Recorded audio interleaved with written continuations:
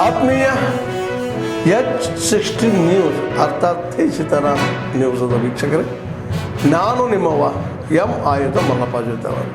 ತಾವು ಈಗ ಸುದ್ದಿಗಳ ಲೋಕಕ್ಕೆ ಎಂಟ್ರಿ ಹೊಡಿತಾ ಇದ್ದೀರಿ. ಈ ಸುದ್ದಿಗಳನ್ನು ಪ್ರತಿಯೊಂದು ನೋಡೋ ಜೊತೆಗೆ ನಿಮ್ಮ ಅಭಿಪ್ರಾಯಗಳನ್ನು ಹೊಸ್ತಾ ಇರಿ. ಯಾಕಂದರೆ ಈ ಸುದ್ದಿಗಳು ನಿಮಗಾಗಿ, ನಿಮ್ಮ ಬದುಕಿಗಾಗಿ, ನಿಮ್ಮ ವೈಚಾರಿಕೆಗಾಗಿ, ನಿಮ್ಮ ತಿಳುವಳಿಕೆಗಾಗಿಯೂ ನಿಮಗೂ ಗೊತ್ತು. ಜೊತೆಗೆ ನಮಗೂ ನಿಮ್ಮೊಂದಿಗೆ ಇದೊಂದು ಮಾತಾಡುವಂಥ ಜೊತೆಗೆ ಸುದ್ದಿಗಳನ್ನು ಬಿಡುವಂಥ ಕೆಲಸ. ಈ ಕೆಲಸದಲ್ಲಿ ನಾವು ನಿಮ್ಮೊಂದಿಗೆ ಇದ್ದೀವಿ ಅಂತ ಹೇಳ್ತಾ ನೋಡ್ತಾ ಇರಿ ಸುದ್ದಿಗಳನ್ನು.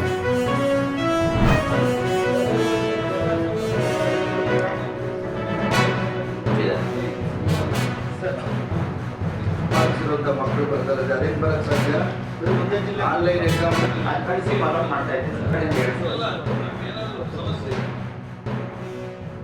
ಹೆಚ್ಚು ಮಾವು ಬೆಳೆಗಾರರು ಇದೆ ರಾಜ್ಯದ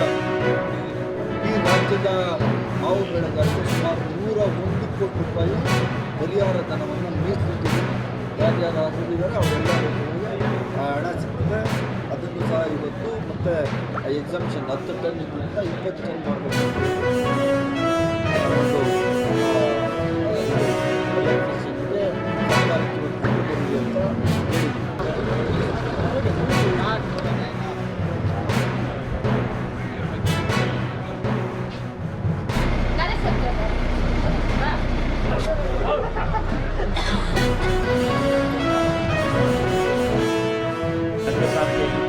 ಅದೀಗ ನಿಂತೋಗಿತ್ತು. ಅಗ್ರ ಸಾರಿಗೆ ಪ್ರಾರಂಭ ಆಗ್ತಾ ಇದೆ. ಆದ್ದರಿಂದ ಎಲ್ಲ ನಾಗರಿಕರಿಗೂ ತುಂಬ ಅನುಕೂಲ ಆಗುವಂಥ ರೀತಿಯಲ್ಲಿ ಈಗ ಸರ್ಕಾರ ಮಾಡಿದೆ. ತುಂಬ ಕಡಿಮೆ ವೆಚ್ಚದಲ್ಲಿ, ಆಟೋಗಳಿಗಿಂತ ತುಂಬ ಕಡಿಮೆ ಖರ್ಚಲ್ಲಿ ಹಾಸ್ಪಿಟ್ಲ್ಗಳಿಗೆ, ಶಾಲೆಗಳಿಗೆ ಮತ್ತು ನಗರದ ಎಲ್ಲಿ ಅವರು ಹೋಗ್ಬೇಕನ್ನೋ ಜಾಗಕ್ಕೆ ಆಟೋಗಳು ದುಬಾರಿಯಾಗಿತ್ತು. ತುಂಬ ಕಡಿಮೆ ಇದರಲ್ಲಿ ನಗರ ಸಾರಿಗೆಯಲ್ಲಿ ಅನುಕೂಲ ಆಗ್ತಾಯಿದೆ ಜನಕ್ಕೆ. ಮಾರ್ಗದಲ್ಲಿ ಅವಕಾಶಗಳು ಚೆನ್ನಾಗಿದೆ. ಸಾಕಷ್ಟು ನಿಲುಗಡೆಗಳು ಕೊಟ್ಟಿದ್ದೀವಿ. ಸೊ ಪ್ರತಿ ಅರ್ಧ ಕಿಲೋಮೀಟರ್ಗೆ ನಿಲುಗಡೆ ಕೊಟ್ಟಿದ್ದೀವಿ. ಮತ್ತು ಬಸ್ ಕೂಡ ನಾವು ಬೆಂಗಳೂರಿನ ನಮ್ಮ BMTC ನಗರ ಸಾರಿಗೆ ಇದೆ, ಅದೇ ಥರ double door bus with demanding seat ಕೂಡ ಸಿಟಿ ಬಸ್ ಥರ ಸೀಟ್ ಇರ್ತದೆ. ನಮ್ಮ ಕ್ಯಾಬ್ರಲ್ಲಿ ATM ಮೆಷಿನ್ ಬರುತ್ತೆ, ಮಿಷನ್ ಟಿಕೆಟ್ ಕೊಡ್ತಾರೆ. ಮತ್ತು UPI ಪೇಮೆಂಟ್ ಕೂಡ ಇದೆ. ಚಿಲ್ಲರೆ ಸಮಸ್ಯೆ ಹಿಂದೆ ಆಗ್ತಾ ಇದೆ. ಇದರಲ್ಲಿ ಶಕ್ತಿ ಟಿಕೆಟ್ ಕೂಡ ಮಾನ್ಯ ಆಗಿದೆ. ಸೊ ನಮ್ಮ ಮಹಿಳಾ ಏನಿದ್ದಾರೆ ಪ್ರಯಾಣಿಕರು, ಅವರು ಸಹಿತ ಇದನ್ನು ಸದುಪಯೋಗ ಮಾಡ್ಕೊಳ್ಳೋಕೆ ಅವಕಾಶ ಇದೆ. ನಾನು ಅಂದ್ಕೊಳ್ತೇನೆ, ಇವತ್ತೇ ತಕ್ಷಣ ಅರಣ್ಯ ಅಧಿಕಾರಿಗಳಿಗೆ ಮತ್ತು ಪೊಲೀಸ್ ಇಲಾಖೆಗೆ ತಾಕೀತು ಮಾಡಿ, ಅಲ್ಲೇನು ಕಾರ್ಯಾಚರಣೆ ನಡೀತಾ ಇದೆ, ದಲಿತರ ಮೇಲೆ ಅಲ್ಲಿ ಗದಾಪ್ರಹಾರ ಮಾಡ್ತಿದ್ದಾರೆ, ಜಮೀನುಗಳನ್ನು ಕಸಿದುಕೊಳ್ತಕ್ಕಂಥದ್ದು, ಅನೇಕ ರೈತರು ಅಲ್ಲಿ ಧರಣ ಮಾಡ್ತಿದ್ರೆ ಅವರನ್ನು ಎತ್ತಿ ಪೊಲೀಸ್ನವರು ತೆಗೆದುಕೊಂಡೋಗಿ ಅರೆಸ್ಟ್ ಮಾಡೋದು, ದಾರಿ ತಪ್ಪಿಸ್ತಕ್ಕಂಥ ಕೆಲಸವನ್ನು ಮಾಡ್ತಿದ್ದಾರೆ. ಆದ್ದರಿಂದ ತಕ್ಷಣಕ್ಕೆ ಅದನ್ನು ಸ್ಥಗಿತಗೊಳಿಸಬೇಕು, ನಿಲ್ಲಿಸಬೇಕು. ಅದಾದ ನಂತರ ತೀರ್ಮಾನ ಕೊಡಬೇಕು. ಯಾಕಂದರೆ ಅರಣ್ಯ ಇಲಾಖೆ 1950 ಅಲ್ಲೇ ರೆವಿನ್ಯೂ ಇಲಾಖೆಗೆ ಆ ಜಾಗವನ್ನು ಹಸ್ತಾಂತರ ಮಾಡಿ ಆಗೋಗಿದೆ. ಇದನ್ನು ಅರಣ್ಯ ಅಧಿಕಾರಿಗಳು ಕೂಡ 90ರಲ್ಲಿ ನಮಗೆ ಎಂಡಾರ್ಸ್ಮೆಂಟ್ ಕೂಡ ಕೊಟ್ಟಿದ್ದಾರೆ. ಮತ್ತು 5-6 ಸ್ಟೇ ಆರ್ಡರ್ಗಳು ಕೂಡ ಅದರ ಮೇಲೆ ಇದೆ. ಇದ್ದರೂ ಕೂಡ ನಮ್ಮ ಮೇಲೆ ಬೇಕಾದರೆ ಕಂಟೆಂಪ್ಟ್ ಆಫ್ ಕೋರ್ಟ್ ಹಾಕಿ ಆದರೆ ನಮಗೆ ಸರ್ಕಾರ ಒಂದು ಟಾಸ್ಕ್ ಕೊಟ್ಟಿದೆ, ನಾವು ಮಾಡಲೇಬೇಕು, ಇಲ್ಲಾಂದರೆ ನಮಗೆ ತೊಂದರೆ ಆಗುತ್ತೆ ಅಂತೇಳಿ ಅಧಿಕಾರಿಗಳು ಹೇಳ್ತಕ್ಕಂಥದ್ದು ಹಾಸ್ಯಾಸ್ಪದವಾಗಿದೆ. ಹೋರಾಟ ಮಾಡ್ತಕ್ಕಂಥದ್ದನ್ನು ನೋಡಿದೆ. ಯಾರೂ ಕೂಡ ತಿನ್ನೋ ಅನ್ನಕ್ಕೆ, ಕುಡಿಯೋ ನೀರಿಗೆ ರಾಜಕಾರಣವನ್ನು ಮಾಡ್ತಕ್ಕಂಥದ್ದು ಅಕ್ಷಮ್ಯ ಅಪರಾಧ. ಅದನ್ನು ನಾನು ತೀವ್ರವಾಗಿ ವಿರೋಧಿಸ್ತೇನೆ. ಆ ರೀತಿ ಮಾಡಬಾರ್ದು. ಅನೇಕ ಸುಪ್ರೀಂ ಕೋರ್ಟ್ ಆದೇಶಗಳದಾವೆ ಮತ್ತು ನಮ್ಮ ದೇಶದ ಸಂವಿಧಾನವೂ ಕೂಡ ಅನ್ನಕ್ಕೆ ನೀರಿಗೆ ಬೇಲಿ ಹಾಕಿಲ್ಲ. ಅದಕ್ಕಾಗಿ ನಾನು ಅವ್ರಿಗೆ ವಿನಂತಿ ಮಾಡ್ತೇನೆ ಈ ಮಾಧ್ಯಮದ ಮೂಲಕ, ಯಾವ ಕಾರಣಕ್ಕೂ ಈಗಾಗಲೇ ಪೂರ್ಣಗೊಂಡಿರ್ತಕ್ಕಂಥ ಯೋಜನೆ.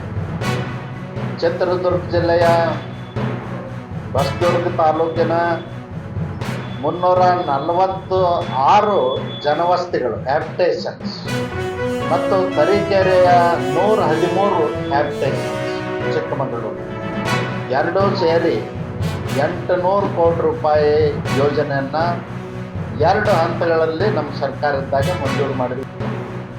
ಅನುಮೋದನೆ 2 ಹಂತದಲ್ಲಿ ಮಾಡಿರುವಂಥದ್ದು, 2ಕ್ಕೂ ಆದೇಶವನ್ನು ಕೊಟ್ಟಿರೋದು, ಆಡಳಿತಾತ್ಮಕವನ್ನು ಅನುಮೋದನೆ ನೀಡಿರುವಂಥದ್ದು, ಹಣ ಬಿಡುಗಡೆ ಮಾಡಿರುವಂಥದ್ದು ಬಿಜೆಪಿ ಸರ್ಕಾರ. ಅದಲ್ಲದೆ ಮಾನ್ಯ ಸಂಸದರ ಪ್ರಯತ್ನದಿಂದ ಮೊನ್ನೆ ನರೇಂದ್ರ ಮೋದಿಜಿಯವರು 31 ಕೋಟಿ ಅದೇ ಯೋಜನೆಗೆ ಬಿಡುಗಡೆ ಮಾಡಿದ್ದಾರೆ. ಅಮೃತ್ ಯೋಜನೆಗೆ ಸ್ವತಃ ಮೊನ್ನೆ ಸಂಸದರು ಹೋಗಿ ಪೂಜೆ ಮಾಡಿ ಅದಕ್ಕೂ ಕಾರ್ಯಾಚರಣೆಗೆ ಇದೇ ನೀರನ್ನು ಬಳಕೆ ಮಾಡಿ ಹೊಸದುರ್ಗ ನಗರಕ್ಕೆ ನೀರು ಕೊಡಬೇಕು ಅನ್ನೋಂಥದ್ದು 31 ಕೋಟಿ ಕೇಂದ್ರ ಸರ್ಕಾರ ಮತ್ತೆ ದುಡ್ಡು ಕೊಟ್ಟಿದೆ.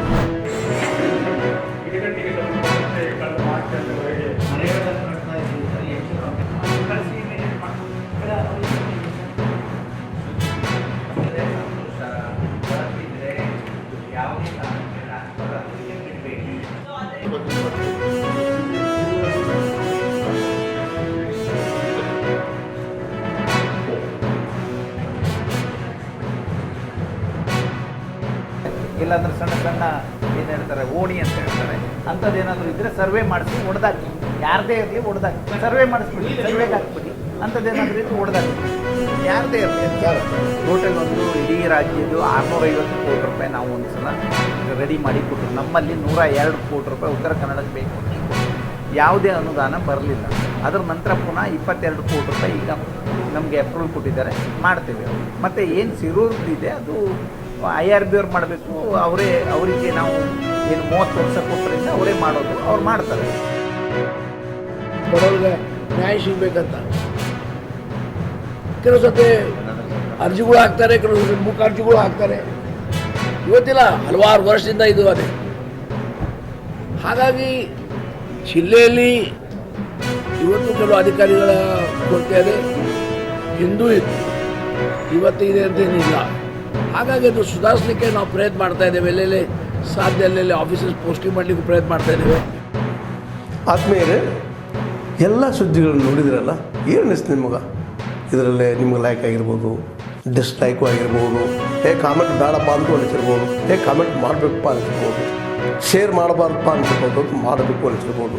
ಏನಾದರೂ ಆಗಲಿ ಶೇರ್ ಮಾಡ್ತಾಯಿರಿ, ಈ ನ್ಯೂಸ್ಗಳನ್ನ ಹಂಚ್ತಾ ಇರಿ, ಜೊತೆಗೆ ಇದಕ್ಕೆ ಸಬ್ಸ್ಕ್ರೈಬ್ ಆಗ್ತಾಯಿರಿ ಅಂತ ಹೇಳ್ತಾ H60 ನ್ಯೂಸ್ ಅರ್ಥಾತ್ ಹೇ ಸೀತಾರಾಮ್, ಇದು ಸತ್ಯದ ಕೈಗೆ ನಡಿ. ವಂದನೆಗಳು.